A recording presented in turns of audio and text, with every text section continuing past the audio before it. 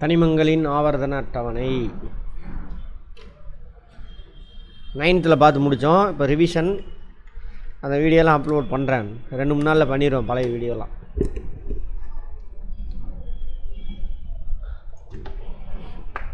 அதை பற்றி நமக்கு என்ன தெரியும்? போன தடவை பார்த்தோம்ல. எப்பயுமே படிக்க போனோம்னா அதை பற்றி நமக்கு என்ன தெரியும், இது எங்கே இருக்குது, புதுசாக இருந்தாலும் சரி அந்த வார்த்தைக்கு என்ன அர்த்தம்னு தேடணும். அப்புறம் போய் படிச்சிங்கன்னா இன்ட்ரெஸ்டிங்காகவும் இருக்கும், மறக்காது. அப்படி தான் படிக்கணும். கேள்வி கேட்குறது படிப்பில் முதல் ஸ்டெப்பே கேள்வி கேட்குறது தான். வார்த்தையை மனப்பாடம் பண்ணுறது இல்லை. சரியா? வார்த்தையை மனப்பாடம் பண்ணால் மந்திரம் ஓதுறன்னு அர்த்தம். அங்கே போய் கல்லுக்கிட்ட போய் மந்திரம் தான் ஓதணும். சரியா? Indian economy our economy, Indian economy our economy. என்ன தெரியும்? தனிமம்னா என்ன?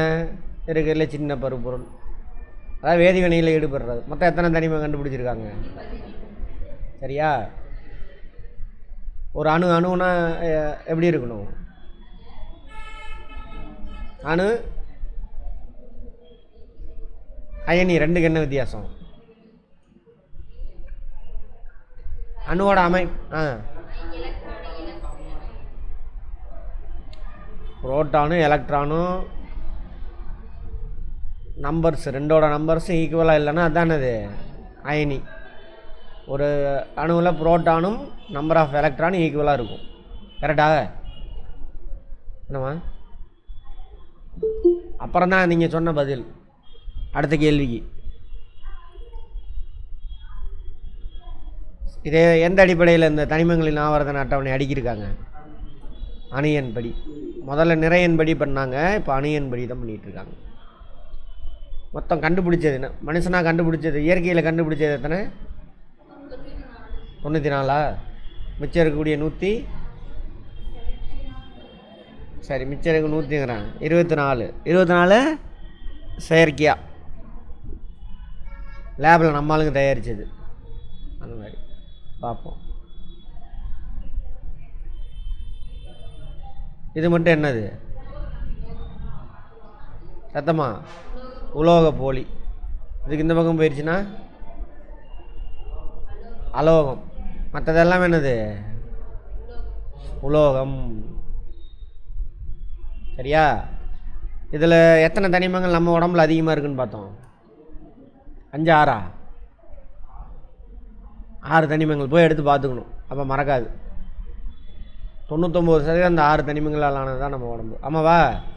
மிச்சம் ஒரு 5 வகை தனிமங்களை 1% இருக்கும் அப்படின்னு பார்த்துருப்போம்.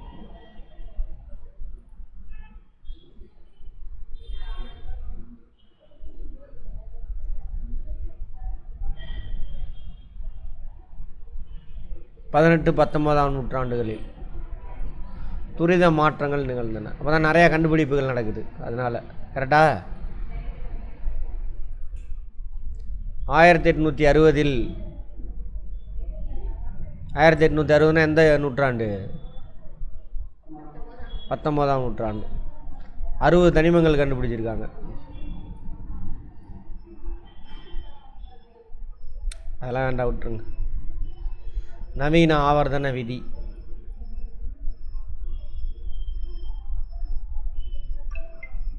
இதெல்லாம் உங்களுக்கு வேண்டாம்.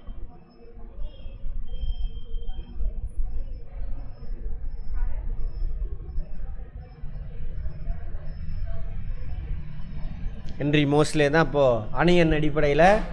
ஏன்னா இவர் யார்? மெண்டலிஃப் இருக்கார் இல்லையா, அவர் வந்து அணு நிறை அடிப்படையில் அடுக்குவார். இவர் தான் என்ன பண்ணுறாரு? அணு எண் அடிப்படையில் ஹென்றி மோஸ்லே அடுக்கிறார்.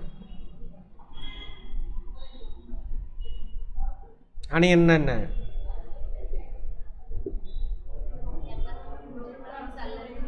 ஒரு அணுவில் எத்தனை புரோட்டான் இருக்குது அப்படின்னு பார்க்குறோம், அல்லது எத்தனை எலக்ட்ரான் இருக்குதுன்னு பார்க்கணும். அதான் வந்து என்னது? அணியன். சரியா? சரி. ஏன் ஏதாவது ஒன்று எடுத்தால் போதும்? 2 ஈக்குவலாக இருக்கும். புரோட்டான் 5 இருந்தாக்க எலக்ட்ரான் 5 இருக்கும். புரோட்டான் 6 இருந்தால் எலக்ட்ரான் 6 இருக்கும். அணியன் 6 எந்த தனிமம்? அணியன் 6 கார்பன். அவர் தான். கார்பன் இல்லைன்னா நம்மளாம் இல்லை. எந்த உயிரினுமே கிடையாது கார்பன் இல்லைன்னா. ஏன்? அவர் தான் ஆக்சிஜன் தண்ணி கூட சேரும் பொழுது சூரிய ஒளியில் உள்ள வெப்பத்தை உள்ளே இழுத்து வச்சுக்கிறாரு. சரியா? அதான் கார்போஹைட்ரேட். எல்லா உயிரினங்களுக்கும் அடிப்படை உணவு எது? கார்போஹைட்ரேட்டு தான். அது இல்லைன்னா அவ்வளோதான். தனிமங்கள் இயற்பியல் வேதியியல் பண்புகள் அவற்றின் அணு எண்களை சார்ந்து அமையும். நோட் பண்ணிக்கோங்க. இயற்பியல் பண்பு வேதியியல் பண்பு அணு எண்களை சார்ந்து அமையும்.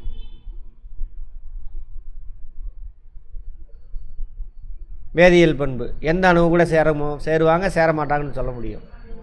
இப்போ ஹீலியம் அணு எண் என்ன? 2. கடைசி ஆர்பிட்டில் என்ன இருக்கும்? எல்லாமே ஃபில் ஆயிடுச்சு. அப்போ யாரு கூட வினை புரிய மாட்டார். அப்போ இதை கெமிக்கல் கேரக்டர் ஃபிக்ஸ் பண்ணுறவர் யார்? வேதியியல் பண்பு. இது வந்து வேதியியல் பண்பு. அதை ஃபிக்ஸ் பண்ணுறவர் யார்? முடிவு பண்ணுறவர் அணு எண். அந்த மாதிரி நவீன ஆவர்த்தன அட்டவணை. முதலாம் தொடர். மொத்தம் எத்தனை தொடர் இருக்குது? 7 தொடர் இருக்கும். தொடருக்கு இங்கிலீஷில் என்னம்மா? பீரியட்ஸா? ஆமாம், பீரியட் தான். தொடர் பீரியட். முதலாம் தொடர் இது இருக்கிறதுலே 2 அணு தான் இருக்கும். இதில் இருக்கிறதுலே சின்னது தான். மொத்தம் 7 தொடர். 1 2 3 4 5 6 7. இதில் எத்தனை ஆர்பிட்டாக இருக்குன்னு பார்த்தோம்? ஒரு ஆர்பிட்டாக இருக்கும். இதில் அப்படியே இதில் எத்தனை ஆர்பிட்டாக இருக்கும்? 7 ஆர்பிட்டார். இப்போ மேலேருந்து கீழே வர அணுவோட சைஸ் என்ன ஆகும்? அதிகமாகிட்டே போகும். அது ரைட் சைட்லேருந்து லெஃப்ட் சைட்லேருந்து ரைட் சைடு போக அணுவோட சைஸ் என்ன ஆகும்? குறையும். எனக்கா இங்கே பாருங்கள், இந்த ரோ ஃபுல்லாகவே இந்த தொடர் முழுவதுமே, சரியா, இந்த தொடர் முழுவதுமே எத்தனை ஆர்பிட் இருக்கும்? 4 ஆர்பிட் தான் இருக்கும். பட் ரைட் சைடு போக அந்த கடைசி 4வது ஆர்பிட்டில் ஒவ்வொரு எலக்ட்ரானாக போய் உட்காந்துக்கிட்டே இருக்கும். ஒவ்வொரு எலக்ட்ரானும் உட்காந்துக்கிட்டே இருக்கும். இப்போ எலக்ட்ரான் உட்காரனா சுருங்கி மையத்தை நோக்கி நெருங்கும். அட்ராக்ஷன் அதிகமாகும். ஏன்னா எலக்ட்ரானு புரோட்டான் இதுக்கு நடுவில் அட்ராக்ஷன் இருக்கும்ல. இப்போ ஒரு எலக்ட்ரான் மேலே அட்ராக்ஷன் இருக்குது. இன்னொரு எலக்ட்ரான் ஆடாகும் பொழுது இன்னும் கொஞ்சம் அட்ராக்ஷன் அதிகமாகும். இன்னொரு எலக்ட்ரான் ஆடாகும் பொழுது இன்னும் கொஞ்சம் அட்ராக்ஷன் அதிகமாகும். அப்போ கடைசி ஆர்பிட் என்ன ஆகும்? அப்படியே சுருங்கும். கற்பனை பண்ணிக்கங்க. சரியா? ரைட். இப்போ முதலாம் தொடர் பீரியட்ஸா? தொடர்னா பீரியட்ஸ்.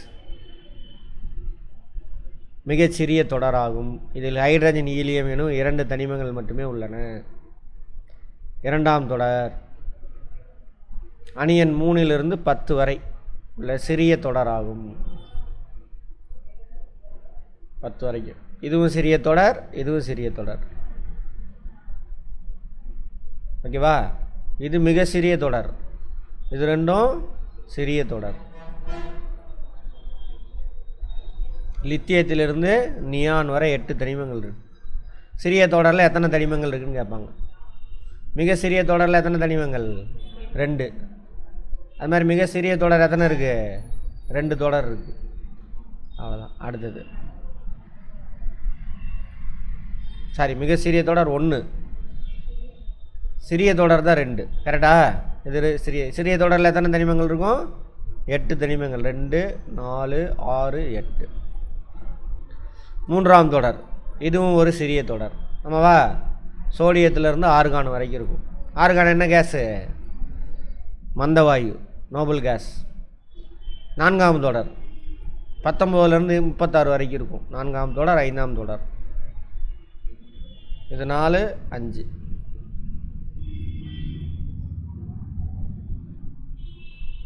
இது பெரிய தொடர். அடுத்த 2 மிகப்பெரிய தொடர். பெரிய தொடரில் 18 இருக்கும். மொத்தம் 18 தானே? 18 தானே வரும். 18 பெரிய தொடர். அடுத்த 2லேயும் 18க்குள்ளே இங்கே கொஞ்சம் ஒளிஞ்சிக்கிட்டு இருக்கும். 1 லாந்தனாய்டு, ஆக்டினாய்டு. 1 2 3 4 5 6 7 8 9 10 11 12 13 14. 14 ஒரு 18 எவ்வளவு? 32. 32 பேர் இருப்பாங்க. இது ரெண்டுலேயும் 32. இதில் 18. இது ரெண்டுக்கு பேர் என்னன்னு பார்த்தோம், உள் இடைநிலை தனிமங்கள். ஓகே,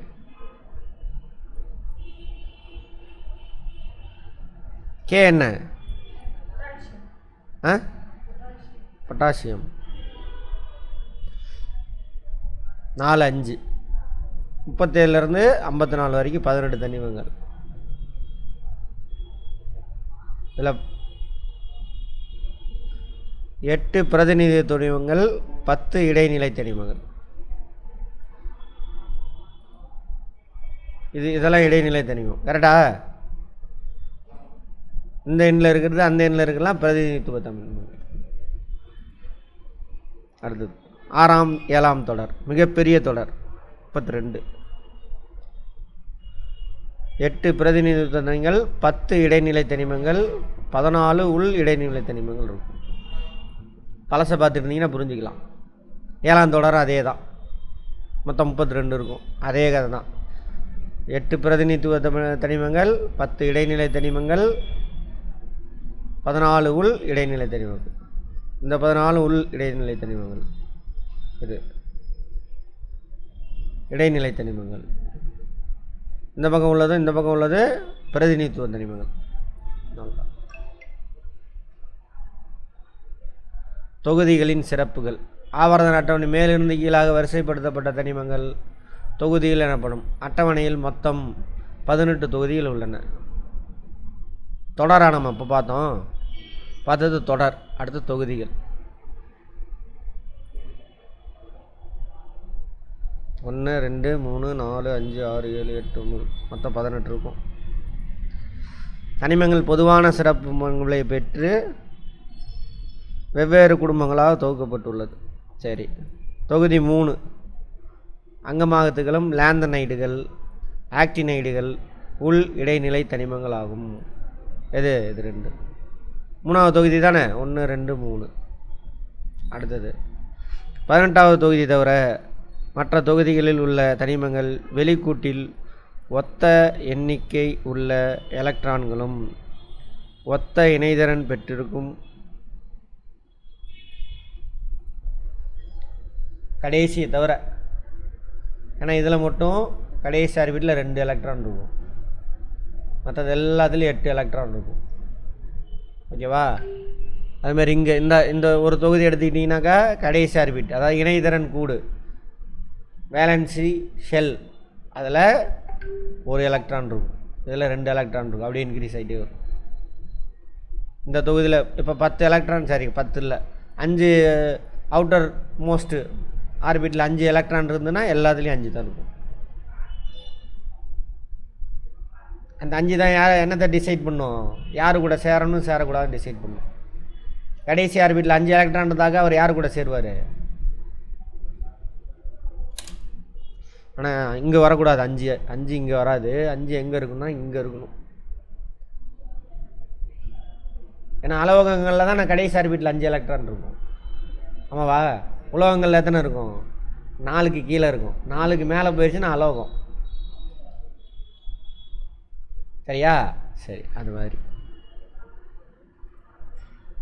புரிஞ்சுக்க ட்ரை பண்ணுங்கள், பார்ப்போம். தொகுதி 1 உள்ள தனிமங்கள் வெளி ஆற்றல் மட்டத்தில் 1 எலக்ட்ரான் மட்டும் இருக்கும். கார உலோக தனிமங்கள் இணைதிறன் 1. கார உலோக தனிமமா இது கார மண் உலோகம். ஆமாவா? அது மாதிரி பார்த்துருக்கோம். கார உலோகம். கார உலோகம்னா என்ன அர்த்தம்? பேஸ் தன்மை உள்ளது, வேற ஒன்றும் கிடையாது. ஒத்த தொகுதியில் உள்ள தனிமங்கள் ஒத்த எலக்ட்ரான் அமைப்பை பெற்றுள்ளது. ஒத்த வேதி பண்பாடுகள் நிகழும்.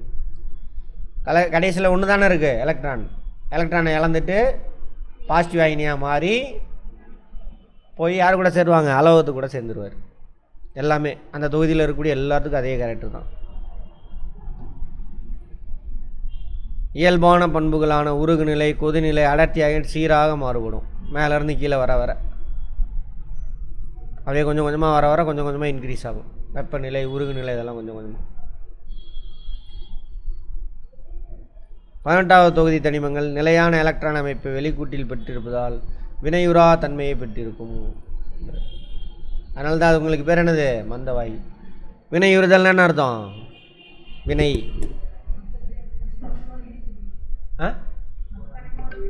Very good. மற்ற வேறு மாதிரி சொல்லணும். அதையவே மற்ற தனிமம் கூட சேருவாங்க அப்படி சொல்லணும். வினைனா என்னன்னு கேட்குறேன். மற்ற தனிமங்களோட வினை புரியினா என்ன அர்த்தம்? சரியா? மற்ற தனிமங்களோட சேர்றதுன்னா என்ன அர்த்தம்? எலக்ட்ரான் ஆர்பிட்டாக ஒட்டிக்கும், போய் ஒட்டி வேறு பொருளாக மாறும். ஓகேவா? அடுத்தது இன்னும் கொஞ்சம் மேலே விட்டுட்டோமா? முதல் தொகுதி கார உலோகம், 2வது தொகுதி கார மண் உலோகம். இங்கிலீஷில் அல்கலி மெட்டல். காரத்தில் தானே அல்கலி அந்த மாதிரி வரும். அல்கலின்னு அர்த்தம்? காரத்தில் அல்கலின்னு அல்கலி தண்ணியில் கரையக்கூடிய காரமெல்லாம் அல்கலி. காரம் வந்து பாசிட்டிவ் வெளியிடுமா நெகட்டிவ் வெளியிடுமா? என்ன அயனி வெளியிடும்? H ப்ளஸ்ஸா H மைனஸா? அதான் OH மைனஸா ப்ளஸ்ஸா? மைனஸா? அடுத்தது OH மைனஸ்னால் என்ன அயனி? எதிரயனி. அடுத்தது அல்கலி எர்த் மெட்டல், காரமண் உலோகம். அடுத்தது 3லேருந்து 12 வரைக்கும் இடைநிலை தனிமங்கள். 1 சரி, இதிலிருந்து இது வரைக்கும்.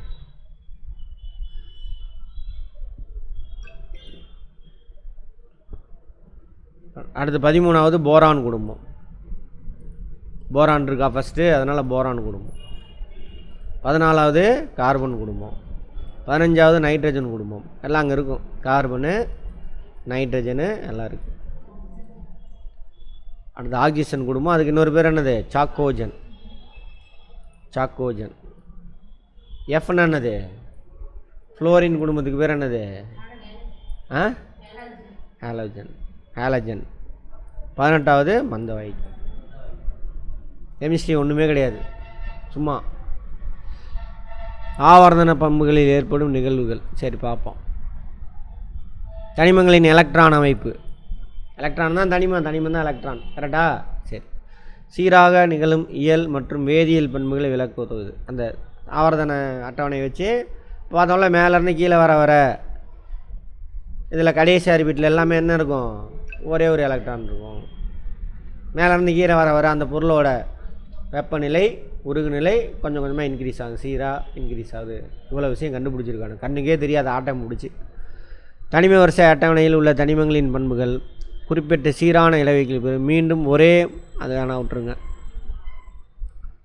அணு ஆரம், அயனி ஆரம், அயனியாக்கும் ஆற்றல், இதெல்லாம் தெரிஞ்சுக்கலாமா? ஒன்றும் கிடையாது. இதெல்லாம் அணு ஆரம். ஒரு அணுவின் ஆரம் என்பது, ஆரம் என்ன? மேக்ஸ் முடிச்சிட்டிங்களா எல்லோரும்? மேக்ஸ் பார்க்கலையா? என்ன வீடியோ மேக்ஸ் பார்க்க ஆரம்பிச்சிருங்க. ஆரம், ரேடியேஷன் என்ன? பால். அணுனா பாலை ஞாபகம் வச்சுக்கணும். பால் மாதிரி தானே இருக்கு அணு, ரைட். அதோட மையத்திலேருந்து அந்த பாலோட வெளிப்புறம் தோல் இருக்குல்ல, அது வரைக்கும் எவ்வளோ லென்த் இருக்குது? ஒரு குச்சி ஒன்று சொருவுறோம் மேலேருந்து, பாலில் ஏதோ ஒரு இடத்துலேருந்து. ஓகேவா? மையத்தில் போய் நிற்கணும், குச்சி எடுத்து பார்க்குறோம் எவ்வளோ லென்த் இருக்குன்னு. அதுதான் அந்த பாலோட ஆரம். வட்டம், உருண்டை, அதோட முக்கியமான கேரக்டர் என்னது? ஃபீச்சர் ஆரம். அதை வச்சு தான் கண்டுபிடிக்க முடியும் ஆரம். ஒரு அணுவின் ஆரம் என்பது அதன் அணுக்கருவின் மையத்திற்கும் இணைதிறன் எலக்ட்ரான் உள்ள வெளிக்கூட்டிற்கும் இடையேயான தூரம். இணைதிறன் எலக்ட்ரான்னா இது கடைசி ஆர்பிட்டு, அதை வெளிக்கூடு, அது வரைக்கும் எவ்வளோ லென்த்து. அந்த வெளிக்கூட தான் நான் என்னென்னு சொன்னேன், அந்த பாலோட மேலே உள்ள தோல் அப்படின்னு சொன்னேன். ஒரு தனித்தனிவின் ஆரத்தை நேரடியாக அளவிட முடியாது. மந்தவாயுக்கள் மட்டும்தான் தனியாக இருப்பாங்க ஆட்டம். மற்றவங்களாம் யார் கூட இருப்பான்? வேறு கூட ஒட்டிகிட்டு தான் இருப்பான். மந்தவாய்கள் தவிர வழக்கமான அணு ஆரம் என்பது தொடர்புடைய அணுக்களுக்கிடையே உள்ள பிணைப்பின் தன்மையை பொறுத்து சகப்பிணைப்பு ஆரம் உலோக ஆரம் என்றழைக்கப்படும். சகப்பிணைப்புன்னு என்ன அர்த்தம்? ஆளுக்கு ஒன்று ஷேர் பண்ணியிருப்பாங்க ஆமாவா, அதான் என்னது சகப்பிணைப்பு. உலோக ஆரம் என அழைக்கப்படும். அருகருகே உள்ள 2 உலோக அணுக்களின் உட்கர்களுக்கிடையே ஆக்சிஜன் எங்கே வருது? அட்டாமிக் நம்பர் என்ன ஆக்சிஜனுக்கு? 8. 8னா அப்போ அலோகம்தான் ஆக்சிஜன், உலோகம் கிடையாது.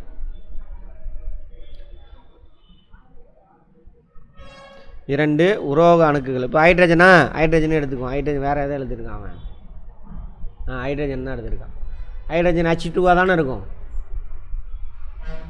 அப்போ 2 ஆரம், இது 2 எடுத்துக்கணும். இப்போ ஹைட்ரஜன் ஒன்று ஆரம் கண்டுபிடிக்கணும்னா என்ன பண்ணணும்? இதில் பாதி தான் வேணும்.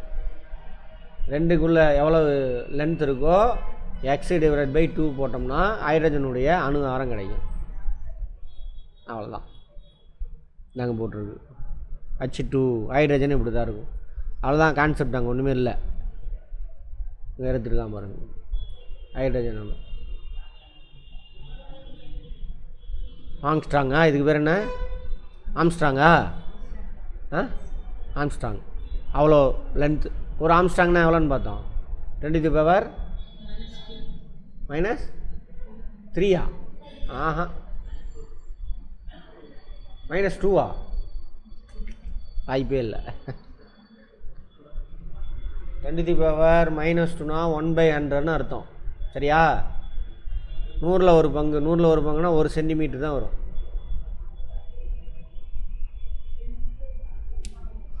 ஆம்ஸ்ட்ராங். ஃபெர்மினா 10⁻15 -15 ஃபெர்மி. பாருங்க. சரி,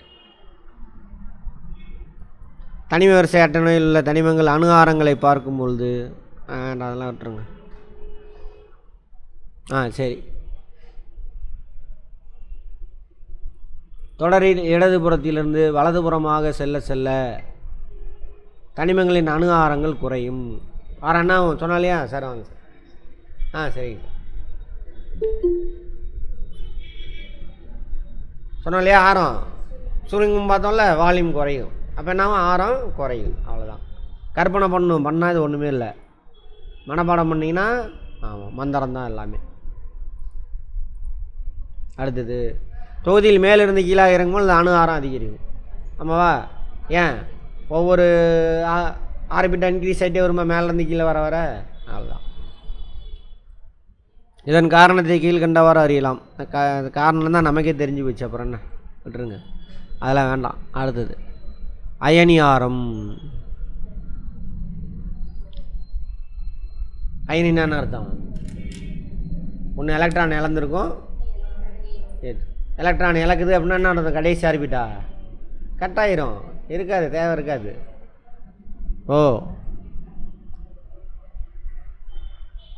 கடைசி ஆர்பிட்டாவில் ஒரு எலக்ட்ரான் இருக்குது. இதுக்குள்ளே இன்னும் நிறைய ஆர்பிட்டா இருக்குன்னு வச்சுக்கோங்க. சரியா? அயனின்னா என்ன அர்த்தம்? எலக்ட்ரானை இழந்துடும். இழந்துச்சுன்னா என்ன ஆகும்? இந்த ஆர்பிட்டா தேவையில்லை, இந்த ஆர்பிட் இருக்காது, கட் ஆயிரும். அப்போ ஆரம் என்ன ஆயிரும்? பாசிட்டிவ் அயனியாக இருந்ததுனாக்கா ஆரத்தோட அளவு குறைஞ்சி போயிடும்.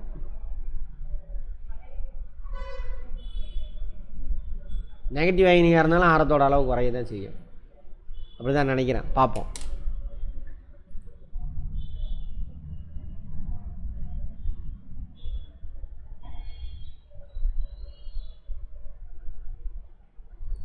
ஒரு அயனியின் கருமையத்திற்கும் உட்கரு இருக்குல்ல, அங்கே இருந்தால் ஆற்றல் வெளிப்படும். யார்கிட்ட இருந்து ஆற்றல் வெளியே வரும்? புரோட்டான்கிட்ட இருந்து ஆற்றல் வரும். கவர்ச்சி விசை. புரோட்டான் தான் பாசிட்டிவ் எனர்ஜி. நெகட்டிவ் எனர்ஜியை கவர்ந்து இழுத்து வச்சிருப்பார் பிடிச்சி. அதான் சொல்கிறாங்க. கருமையத்திற்கும் அவ்வயனின் எலக்ட்ரான் திரள் முகில் மீது எலக்ட்ரான் அதன் கருவால் கவர்ச்சி விசை செலுத்த இயலும் தூரத்திற்கும். எவ்வளோ தூரம் வரைக்கும் நடுவில் உள்ள புரோட்டானால் கவர்ச்சி விசை செலுத்த முடியும். தான் அதே தான், அதை மாற்றி சுற்றி வளைச்சி வரான். அயனியாக மாறும் எலக்ட்ரான் இலக்கும் அணு நேர்மின் சுமை பெற்று ஆமாவா நேர்மின் அயனி என்றழைக்கப்படும் எலக்ட்ரானை ஏற்கும்.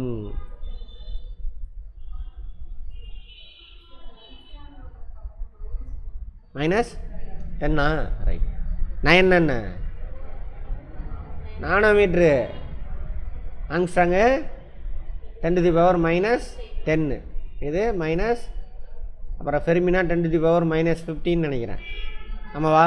ஃபெர்மி 10⁻⁻12 பாருங்க.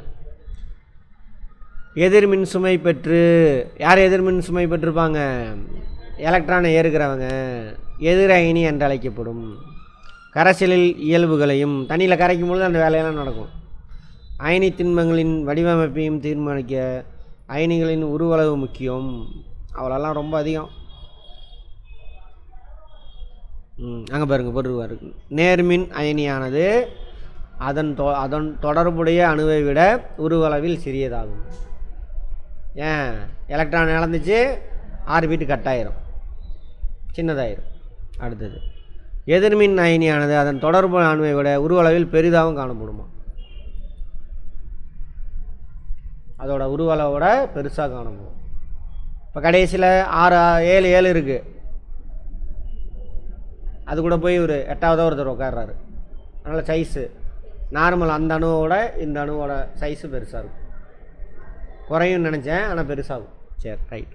குறிப்பு: நேர் சுமை அதிகரிக்கும் பொழுது நேர்மின் அயனியின் உருவளவு குறையும்.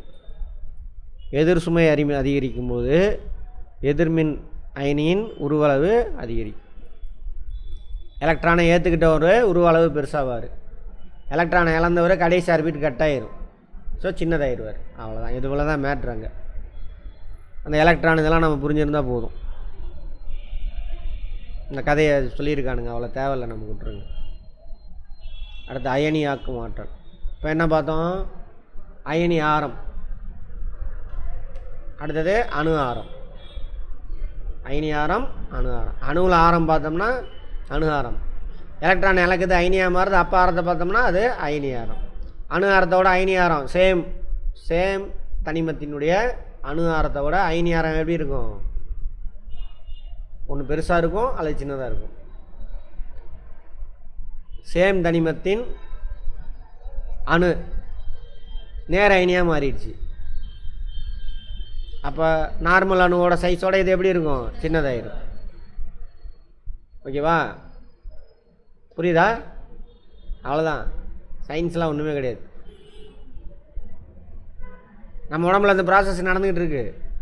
அயனியாக்க நடந்துக்கிட்டே இருக்குது. இதில் பார்த்துருப்போம் கிட்னியோட வேலை பார்க்கும் பொழுது. அதுவும் இல்லாமல் செல் ரத்தத்தில் இந்த வேலை நடந்துகிட்டு இருக்குது. அயனிகள்லாம் ப்ராப்பராக இல்லை அப்படின்னாக்கா ஒழுங்காக செல்லுக்குள்ளே உணவு போகாது, செல்லுக்குள்ளே உள்ள கழிவை உறிஞ்ச முடியாது. அங்கே ஒரு சென்டென்ஸ் பயாலஜியில் சொல்லியிருப்போம். அது பெரிய இதை புரிஞ்சிருந்தால் அது ஈஸி.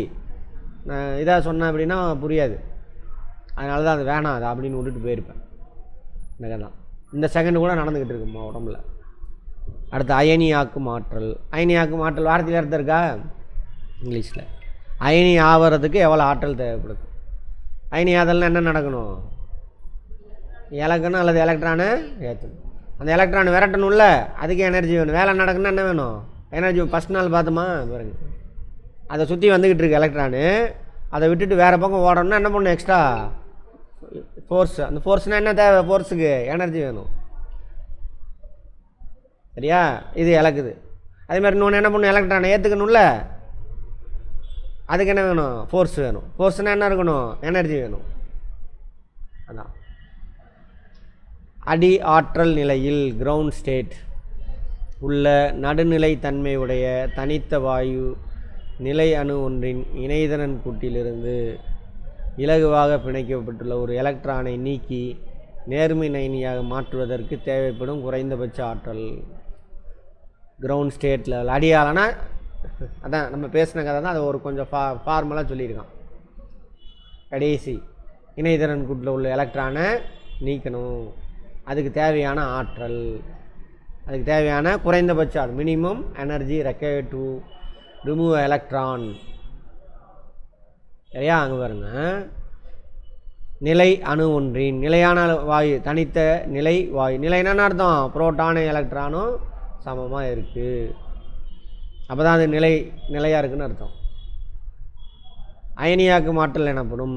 இதை அயனியாக்கும் என்தால்பி என்றும் அழைப்பார்கள். இதன் அலகு அயனியாக்கும் என்தால்பியினுடைய அலகு kilo joule per mole. Mole பார்த்தோமா, கிலோ ஜூல். ஜூல்னா என்னது? ஆற்றலின் அலகு. டெம்பரேச்சர்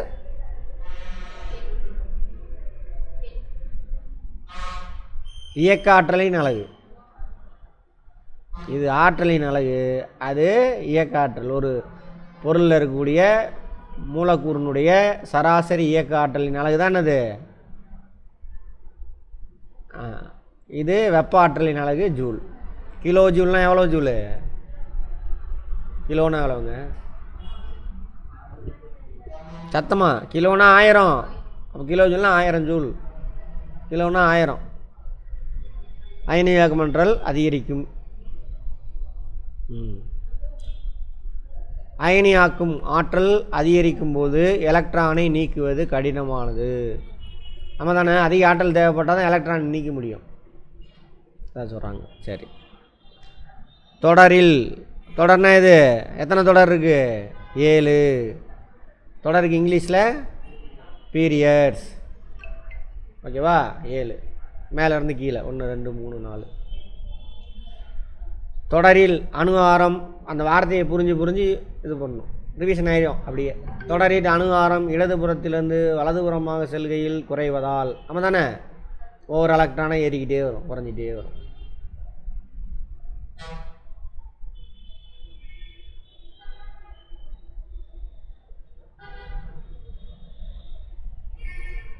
வலதுபுறம் செல்கையில் குறைவதால் எலக்ட்ரானை நீக்க அதிக ஆற்றல் தேவைப்படும். ஆகவே தொடரில் இடதுபுறம் இருந்து வலதுபுறம் செல்கையில் அயனியாக்கும் ஆற்றல் அதிகரிக்கிறது. ஆனால் தொகுதியில் மேலிருந்து கீழே, மேலிருந்து கீழாக இறங்குகையில் அணுவின் உருவ அளவு அதிகரிப்பதாலும் இணைதிர எலக்ட்ரான்களின் இலகுவாக பிணைக்கப்பட்டிருப்பதாலும், இணைதிரன்னா கடைசி ஆர்பிட்டில், இலகுவாக அப்படின்னாக்கா ஈஸியாக ஃப்ளெக்சிபிளாக அயனியாக்கும் ஆற்றல். ஏன்னா மேலேருந்து கீழே வர என்ன ஆகும், ஒவ்வொரு ஆர்பிட் இன்க்ரீஸ் ஆகிட்டே போகும். அணுக்கருவிலேருந்து அவங்க தூரமாக போயிட்டே இருப்பாங்க. அணுக்கருவு தான் அதை அட்ராக்ட் பண்ணுவோம். அப்போ அணுக்கருவிலேருந்து தூரமாக இருந்தாங்க அப்படின்னா ஈஸியாக என்ன பண்ணிடலாம், உடச்சிடலாம். அதான் சொல்கிறாங்க, இலகுவாக பிணைக்கப்பட்டிருப்பதாலும் அயனியாக்கும் ஆற்றல் மிக சிறிதளவே தேவைப்படும். மேலே உள்ளதோட அடுத்தது கம்மியாக இருக்கும், அதுக்கு அடுத்தது இன்னும் கம்மியாக தேவைப்படும். ஆகவே தொகுதியில் மேலிருந்து கீழிறங்குகையில் அயனியாக்கும் ஆற்றல் குறையும் தன்மை பெற்றிருக்கும். தொடரில் லெஃப்ட்லேருந்து ரைட்டு போகும் என்னாகும், அயனியாக்கும் தன்மை அதிகமாக இருக்கும். அயனியாக்கும் ஆற்றல் அதிகரிச்சுட்டே போகும். தொடர் மேலேருந்து கீழே தொகுதியில் மேலேருந்து கீழே வர தொகுதினா இங்கிலீஷில் என்ன, குரூப்பு. கீழே வர அயனியாக்கும் ஆற்றல் குறைஞ்சு கொண்டே வரும். ஏன்னா முதல்ல இருக்கிறது ஒரு சைக்கிள், ஒரு ஷெல்லு தான் இருக்கும். ரெண்டாவதுல 2 ஷெல் இருக்கும். மூணாவதுல 3 ஷெல். இப்போ அணுக்கருவிலேருந்து எங்கே தூரம் அதிகமாகிட்டே போகுது.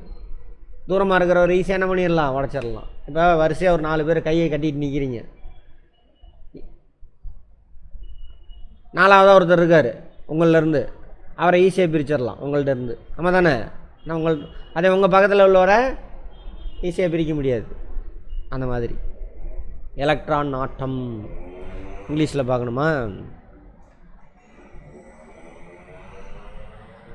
Atomic radius, ionic radii, ionisation energy. இப்போ பார்த்தது தான் அயனைசேஷன், வார்த்தையிலே அர்த்தம் இருக்கும், பார்த்தோன்னா தெரியும். அடுத்தது எலக்ட்ரான் அஃபினிட்டி, தமிழில் பாருங்களேன், எலக்ட்ரான் நாட்டம். இப்போ இவர் இழந்துட்டாரா, இழக்கிறவர் ஃபஸ்ட்டு அயனைசேஷன், இழந்த எலக்ட்ரான் இன்னொன்று போய் உட்காரணும்ல, அதான் நாட்டம், அட்ராக்ட் பண்ணுறாங்க. அஃபினிட்டி ஒரு தனித்த நடுநிலை உடைய வாயு நிலை அணு ஒன்றின் இணைதிறன் கூட்டில் ஒரு எலக்ட்ரானை சேர்த்து அதன் எதிர்மின் சுமையுடைய அயனியை உருவாக்கும் பொழுது வெளிப்படும் ஆற்றல் வெளிப்படுமாம். அப்போ எலக்ட்ரான் ஆட்டம் எனப்படும். அயனியாக மாற்றலை போல எலக்ட்ரான் ஆட்டமும் தொடரில் இடதுபுறமிலிருந்து வலதுபுறமாக அதிகரிக்கும், மேலிருந்து கீழாக குறையும். மந்த வாயுக்கள் எலக்ட்ரான்களை ஏற்கும் தன்மையற்றவை. மந்த வாயுக்கள் அதாவது தெரிஞ்சது தானே. அவற்றின் வெளிமட்டத்தில் உள்ள எஸ் மற்றும் பி ஆர்பிட்டுகள் முழுமையான எலக்ட்ரான்களால் நிரம்பி உள்ளவை. எஸ் பார்த்தோம்ல, சப்ஷெல் எஸ்ஸு பி டிஎஃப். சரியா? அவங்க 2 பேரும் ஃபுல்லாக ரம்பிட்டாங்க. எத்தனை இருக்கும்? 8 ரொம்பிடும். மேலும் ஒரு எலக்ட்ரானை சேர்ப்பது இயலாது. எனவே இவற்றின் எலக்ட்ரான் நாட்டம் 0 மதிப்பை பெற்றுள்ளன. கேட்பாங்க, மந்த வாயுக்களின் எலக்ட்ரான் நாட்டம் என்ன? சரியா? Electron affinity. அவர் கூட ஒரு எலக்ட்ரானை சேர்த்தவும் முடியாது, பிரிக்கவும் முடியாது. ஓகேவா? அதை பாருங்கள், எத்தனாவது புக்கில்? 10th புக்கில் கொண்டு வந்து வச்சுருக்காங்க. எலக்ட்ரான் கவர் தன்மை. எலக்ட்ரோ நெகட்டிவிட்டியா? எலக்ட்ரானவே நெகட்டிவ் தான், அதனால் கவர் தன்மை அப்படின்னு வச்சுட்டானுங்க. சகப்பிணைப்பால் பிணைக்கப்பட்டுள்ள மூலக்கூறில் ஒரு அணுவானது சகப்பிணைப்பில் பங்கிடப்பட்டுள்ள எலக்ட்ரான் இணையினை தன்னை நோக்கி கவரும் பண்பு எலக்ட்ரான் கவர்தல்னு நினைப்போம். சகப்பிணைப்புனா என்ன அர்த்தம்? ஆளுக்கு ஒவ்வொன்று ஷேர் பண்ணியிருப்பாங்க. சரியா? ஆளுக்கு ஒவ்வொன்று ஷேர் பண்ணுவாங்க. அதில் ஒருத்தர் இப்போ ஏ பி 2 பேர், 2 பேரும் ஆளுக்கு ஒவ்வொரு எலக்ட்ரானை ஷேர் பண்ணியிருப்பாங்க. எப்பவுமே லெஃப்ட் சைடு வந்துட்டு தனிம ஆவர்த்தன அட்டவணையில் லெஃப்ட் சைடில் என்ன இருக்குது? மெட்டலா நான் மெட்டலா? மெட்டலை தான் லெஃப்ட் சைடில் எழுதணும். சரியா? இப்போ HCl ஹைட்ரோக்ளோரிக் ஹைட்ரஜன் விட்டுருங்க. சோடியம் குளோரைடா? Sodium chloride NaCl. குளோரின் வந்து நான் மெட்டல், சோடியம் மெட்டல். சரி, அப்படி ஏபி யார் அட்ராக்ட் பண்ணுவார்? இந்த எலக்ட்ரான். இப்போ 2 பேர் ஆளுக்கு ஒவ்வொன்று ஷேர் பண்ணியிருக்காங்க. இதில் உள்ள எலக்ட்ரான் யார் பிடிச்சி இழுத்துட்டு போக முடியும்? ரைட் சைடில் இருக்கிறவங்க தான். ஏன்னா அவர் தான் யார்? அலோகம். பேசிக் புரிஞ்சுருக்கணும். உலோகம் கடைசியார் வீட்டில் ஒரு எலக்ட்ரான் தான் இருக்கும், அதை விட்டு கொடுக்கணும். 1 2 3 இருக்கும். பார்த்தோமா? அதை வச்சு புரிஞ்சுக்கணும். அப்போ எலக்ட்ரானை விட்டு கொடுத்துரும். இவர் என்னவா மாறிடுவார்? நெகட்டிவ் அயனியாக மாறி, இவர் பாசிட்டிவ் அயனியா. இந்த நெகட்டிவ் அயனியாக மாறக்கூடிய இவரோட அந்த பியோட கேரக்டர் இருக்குல்ல, அதுக்கு பேர் தானே எலக்ட்ரான் கவர் தன்மை. இங்கிலீஷில் எலக்ட்ரோ நெகட்டிவிட்டி. எலக்ட்ரானே நெகட்டிவ் தான், எலக்ட்ரோ நெகட்டிவ். எலக்ட்ரானை ஏற்றுக்கிட்டா நெகட்டிவிட்டி, அந்த மாதிரி அங்கே போட்டுருப்பாருங்க. சகப்பிணைப்பால் பிணைக்கப்பட்டுள்ள மூலக்கூறில் உள்ள ஒரு அணுவானது சகப்பிணைப்பு. முதல்ல அதுக்கு என்ன அர்த்தம்னு தேடிக்கணும். ஆளுக்கு ஒரு எலக்ட்ரான் விட்டுருப்பாங்க. சரியா? ஷேர் பண்ணி ஒரு எலக்ட்ரான் ஷேர் பண்ணியிருப்பாங்க, அல்லது 2 எலக்ட்ரான் ஷேர் பண்ணியிருப்பாங்க, அல்லது 3 கூட பண்ணுவாங்க. ஆமாம் தானே? இங்கிலீஷில் என்ன சகப்பிணைப்புக்கு? Covalent bond. Covalent bond. உதாரணமாக HCl மூலக்கூறை எடுத்துக்கொள்வோம். ஹைட்ரஜன் குளோரின் அணுக்கள் ஒரு எலக்ட்ரானை பங்கிட்டு சகப்பிணைப்பினை உருவாக்கும். குளோரின் அணுவிற்கு எலக்ட்ரான் கவர்தன்மை அதிகம். ஏன்? அலோகம். சரியா? அலோகத்துக்கு தான் கவர்தன்மை அதிகமாக இருக்கும். 4 அல்லது அதற்கு மேற்பட்ட எலக்ட்ரான்ஸ் கடைசி ஆர்பிட்டில் இருக்கும். அடுத்தது உதாரணமாக அங்கே பண்ணிட்டோமா? பங்கிட்டு குளோரின் அணுவிற்கு எலக்ட்ரான் கவர் தன்மை அதிகம். அதனால் பங்கீட்டு எலக்ட்ரான்களை ஹைட்ரஜனை விட குளோரின் பங்கீட்டுனா அடுத்த ஆளுக்கு ஒவ்வொன்று ஷேர் பண்ணிக்கிட்டாங்கல்ல, அது குளோரின் அணு தன்னை நோக்கி இழுத்துக்குவார். பிணைப்பு உடையும் பொழுது அவரை இழுத்துட்டானா என்ன ஆயிடுச்சோம்? உடஞ்சிரும். கடைசி ஆர்பிட் இருக்குல்ல, அது உடஞ்சிரும். ஹைட்ரஜன் தானே? ஆமாம், உடஞ்சி வெளியில் போயிடும். அப்போ என்ன? ஹைட்ரஜன் நெகட்டிவ் அயனி பாசிட்டிவ் அயனியாக மாறிடும். குளோரின் நெகட்டிவ் அயனியாக மாறிடும்.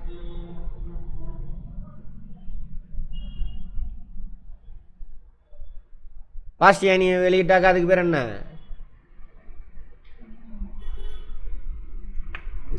ஹைட்ரஜன் ப்ளஸ் அயனியை வெளியிட்டால் அதுக்கு பேர் என்ன? அந்த சேர்மத்துக்கு பேர் என்ன?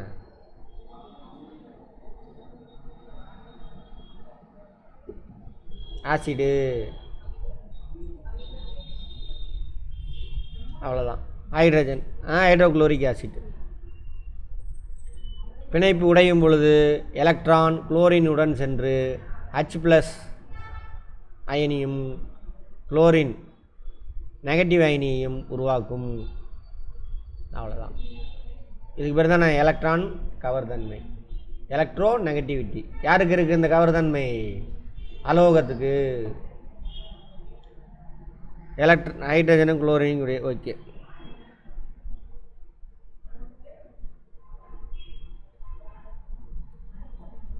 எலக்ட்ரான் கவர்தன்மையானது பிணைப்பு ஆற்றல், அயனியாக்கும் ஆற்றல், எலக்ட்ரான் நாட்டம் ஆகியவற்றை சார்ந்திருக்குமா? இதெல்லாம் கொஞ்சம் அதிகம்.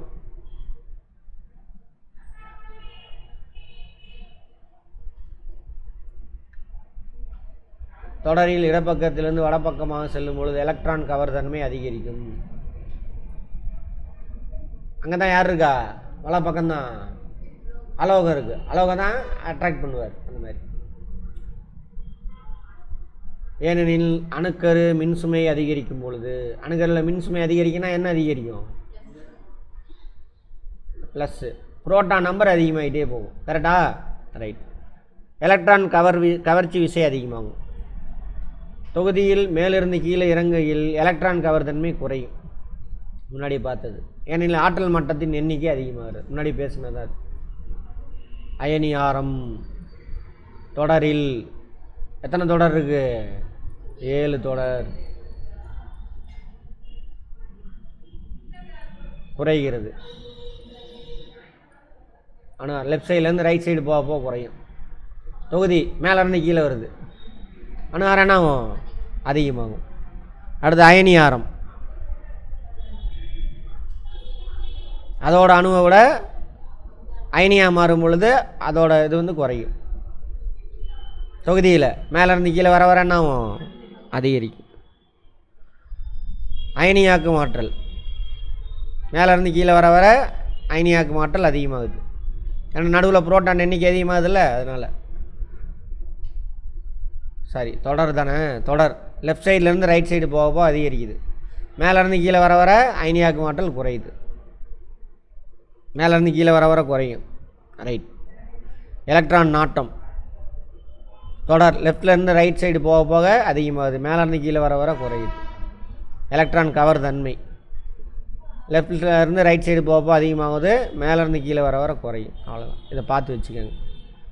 குரூப் 1 குரூப் 2 அதெல்லாம் கேட்பாங்க. மெட்டலர்ஜியா? மெட்டலர்ஜி அது தனியாக பார்ப்போம்.